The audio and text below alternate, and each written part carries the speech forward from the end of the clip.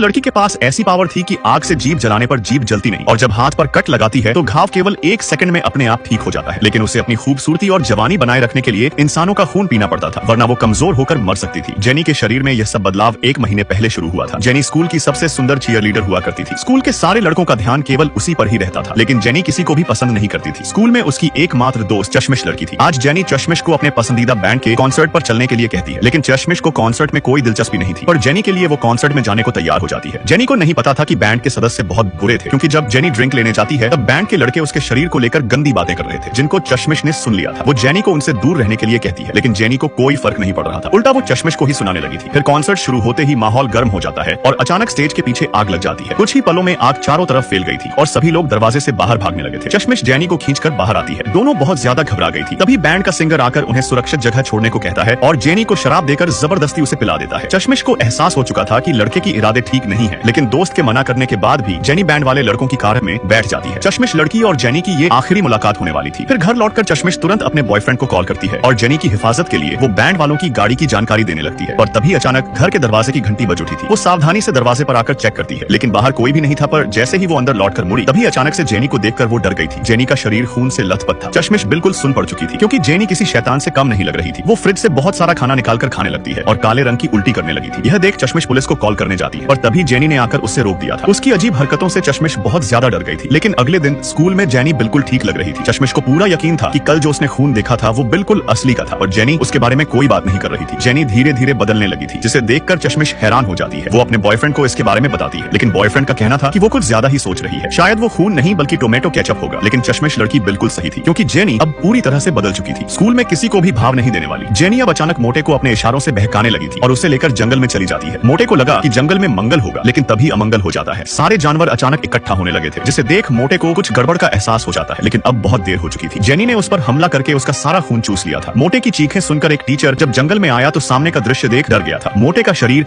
अंदर से पूरी तरह खोखला हो चुका था। मोटे की मौत से पुलिस सतर्क हो जाती है और पूरे स्कूल में डर का माहौल बन जाता है। खून पीने के बाद जेनी झील में नहाकर अपने आप को साफ कर लेती है। कोई नहीं जानता था कि जेनी के इस खूबसूरत चेहरे के पीछे एक खूंखार राक्षस छिपा हुआ है। दरअसल जिस दिन जेनी बेहोशी की हालत में बैंड वालों के साथ जा रही थी तो चारों लड़के मिलकर उसे एक जंगल में लेकर आ गए थे। जेनी उनसे छोड़ने की विनती करती है, पर लड़के उसे बांधकर एक झरने के पास ले आते हैं। चारों लड़के मिलकर जेनी की बलि शैतान को देने जा रहे थे, ताकि उनका बैंड मशहूर हो सके। पर जेनी पवित्र नहीं थी, जिस कारण उसे मारने के बाद वो शैतान के वश